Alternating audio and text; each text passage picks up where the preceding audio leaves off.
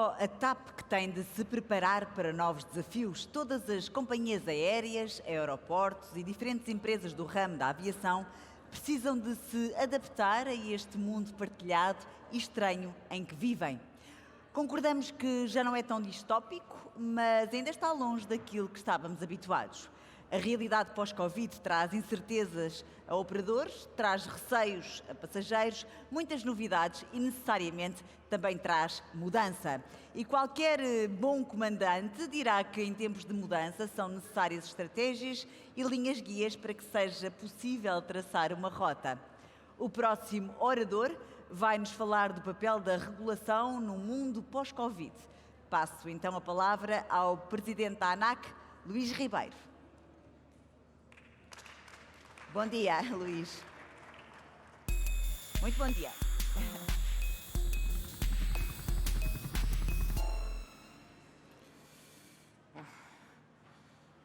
Excelentíssimo Senhor Presidente da Câmara Municipal de Pontessor, caro Hugo Hilário, Excelentíssimo Senhor Ministro das Infraestruturas e da Habitação, o Dr. Pedro Nuno Santos, ilustres stakeholders aqui presentes, ilustres convidados, minhas senhoras e meus senhores.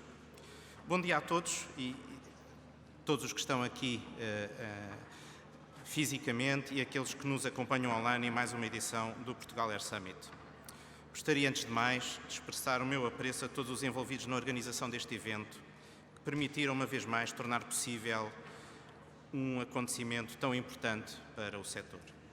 É uma honra participar nesta conferência e poder contribuir para reflexões e discussões sobre a recuperação e o futuro da aviação. Esta quinta, e para mim derradeira participação, traz-me simultaneamente um sentimento de orgulho e de esperança. Orgulho por ter, de alguma forma, assistido ao nascimento e ter dado o meu modesto contributo para o desenvolvimento de um evento de referência para o setor da aviação de nível internacional. E esperança porque, finalmente, depois de tempos muito difíceis, estarmos finalmente em condições de olhar para o futuro. A pandemia Covid-19 constituiu um desafio sem precedentes para a Europa e para o mundo inteiro. Esta crise mundial de saúde teve efeitos dramáticos nas sociedades e nas economias, exigindo uma ação urgente, decisiva, abrangente e cooperante entre os Estados, organizações e os diversos stakeholders.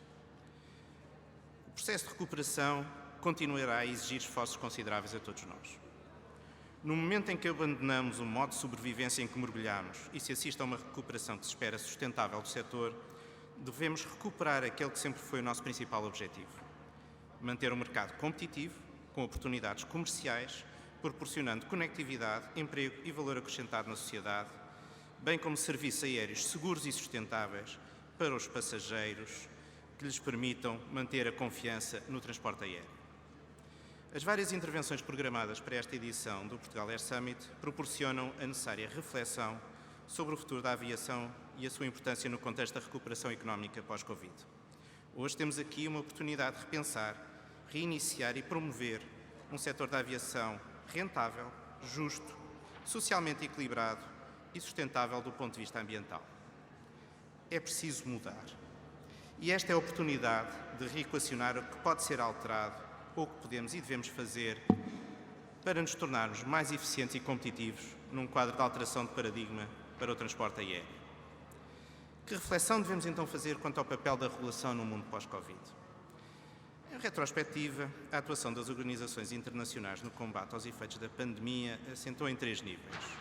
Num nível global, com as diretrizes da ICAO, num nível europeu, com as medidas encetadas pela Comissão Europeia e pela EASA e o ECDC, e um nível nacional mais local, mas nunca desligado daquilo que era o enquadramento internacional. Ciente da responsabilidade e do papel que desempenha no contexto da aviação civil nacional e também europeia, a ANAC adaptou a sua atuação ao contexto pandémico, apoiando o setor nos desafios em presença. As medidas que foram encetadas pela ANAC no âmbito da pandemia centraram-se no seu sistema de gestão, promovendo as necessárias alterações no planeamento das atividades, adaptando-o ao novo contexto e ao quadro regulamentar e regulatório internacional e europeu, designadamente através da reprogramação de atividades e da alocação de recursos. Aliás, a reprogramação do planeamento e das ações de supervisão foi determinante para garantir a necessária participação e alinhamento na alteração dos quadros regulatórios vigentes e no acompanhamento de todos os stakeholders da cadeia de valor do sistema da aviação civil, designadamente na análise da performance operacional e financeira e na forma como estas interagem entre si. O apoio ao Governo na definição e implementação de novos quadros regulamentares adaptados ao contexto e o necessário suporte e coordenação com as autoridades de saúde locais tem sido também uma das áreas de intervenção permanente da ANAC. A este propósito, gostaria de sublinhar que a atuação da ANAC, designadamente nas ações de supervisão desenvolvidas em pleno contexto pandémico, foram realizadas em 2020 cerca de 3.040 auditorias, inspeções, investigações e testes junto dos nossos regulados, mantendo a monitorização da cadeia de valor a níveis quase idênticos a de 2019, ano em que foram concretizadas 3.060 ações de supervisão. A ANAC procurou, assim, assegurar um nível de oversight de forma a preparar e garantir uma recuperação do setor em Portugal. É importante salientar também que, num contexto de contração dramática do transporte aéreo e com o consequente impacto na diminuição das suas próprias receitas, a ANAC tomou a decisão estratégica de utilizar as suas reservas para manter o seu nível de atividade sem onerar o setor. Debelada ou controlada a emergência sanitária, o foco deslocar-se-á necessariamente para a reconstrução do tecido social e económico afetado pela crise. Por isso é necessário apoiar o reinício da atividade do setor e encontrar compromissos, por vezes com sacrifícios, que envolvem todos os seus agentes de forma justa e proporcional. Só assim poderemos defender e desenvolver a aviação em Portugal. Embora muito castigado pela pandemia, o setor em Portugal mostrou a sua resiliência e competência técnica, apresentando, no entanto, uma estrutura de capital que o torna vulnerável num cenário pós-Covid. Infelizmente, essa vulnerabilidade será agravada pelo perfil previsto de recuperação do transporte aéreo, que se afigura um pouco mais longo do que o inicialmente estimado. Com efeito, ao nível das estimativas de tráfego e depois de quedas sem precedentes, assiste-se neste momento a uma recuperação para níveis próximos dos 50% do tráfego acumulado relativamente ao período homólogo de 2019. Estima-se que os valores de tráfego de 2019 apenas sejam de novo atingidos no ano 2024. Refira-se, em bom da verdade, que 2024 foi um ano, a todos os títulos, excepcional para o setor de transporte aéreo, pelo que o simples facto de ser estabelecido como baseline para qualquer recuperação mostra como somos todos pessoas altamente motivadas e ambiciosas.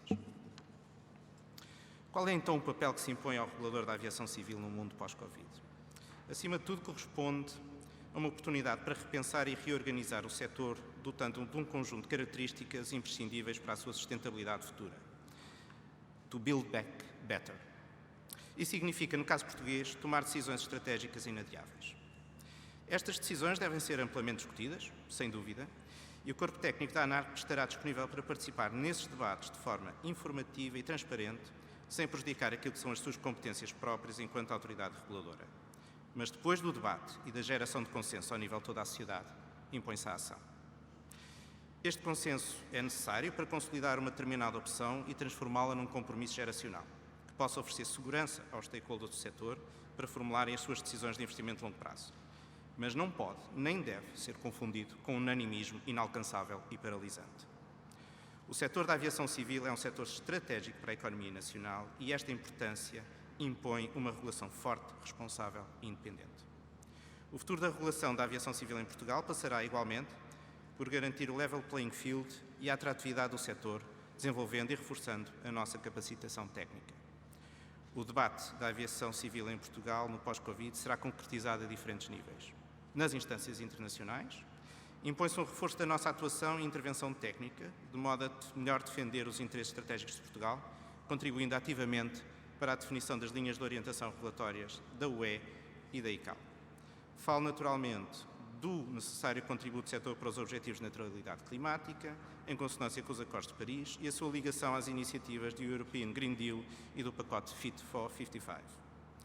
Da capacitação do sistema para lidar, a médio prazo, com níveis de tráfego de 2019 de forma eficiente, através da revisão e aprofundamento da cooperação entre os diversos Estados no âmbito do céu único europeu.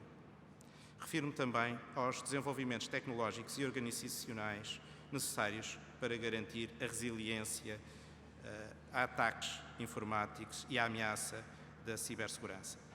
E para garantir uma futura coabitação entre a aviação tripulada e não tripulada. Está na ordem do dia a mobilidade urbana, as smart cities, zonas livres tecnológicas e, certamente, o futuro passará pela utilização intensiva de UAS. Importa, por isso, assumir como prioridade nacional a implementação do conceito de U-Space, de modo a tornar-nos competitivos no mercado europeu. A nível nacional e no domínio da regulação económica, a ANAC deverá continuar a garantir uma atuação que promova a competitividade do espaço aéreo e das infraestruturas aeroportuárias nacionais. A evolução não apenas das taxas aeroportuárias, mas também das taxas de navegação aérea, é um dos mecanismos fundamentais para assegurar a distribuição equitativa dos sacrifícios que têm sido exigidos a todos. Se pretendemos crescer de forma sustentada, não podemos responder a uma crise com as características desta, com medidas centradas prioritariamente no lado das receitas. Este é um esforço que deve ser de todos e para todos, envolvendo todos os atores da cadeia de valor, privados e públicos. Tem que existir necessariamente um compromisso de mudança, assente numa visão de crescimento do setor e geradora de postos de trabalho. Nesta plateia, ou a assistir remotamente, estarão certamente muitos jovens em busca de uma oportunidade de desenvolvimento profissional neste setor. Alguns deles serão, certamente, futuros pilotos, controladores de tráfego aéreo, agentes de handling, técnicos de manutenção, instrutores, etc., etc. Por isso há que investir em construir um futuro melhor para as gerações vindouras. Tal só será possível com compromisso, empenho, solidariedade, transparência e ambição para a mudança. Por diversos fatores, entre os quais a pandemia, assistimos a um tempo de viragem no qual podemos e devemos marcar a diferença. Mais do que nunca, é necessário garantir um diálogo permanente com todos os stakeholders, envolvendo a coordenação civil e militar na partilha do espaço aéreo e das infraestruturas. Destaca a este respeito, e como boa prática, a coordenação permanente no âmbito do OCEA, Organização de Coordenação do Espaço Aéreo, e os acordos alcançados com a Força Aérea que permitiram, ao longo dos anos, a abertura ao tráfego civil regular de algumas infraestruturas militares. Ao longo dos 6 anos do meu mandato como Presidente do Conselho de Administração da ANAC, tive a oportunidade de intervir em dossiês e matérias que considero estratégicas para o futuro da aviação em Portugal.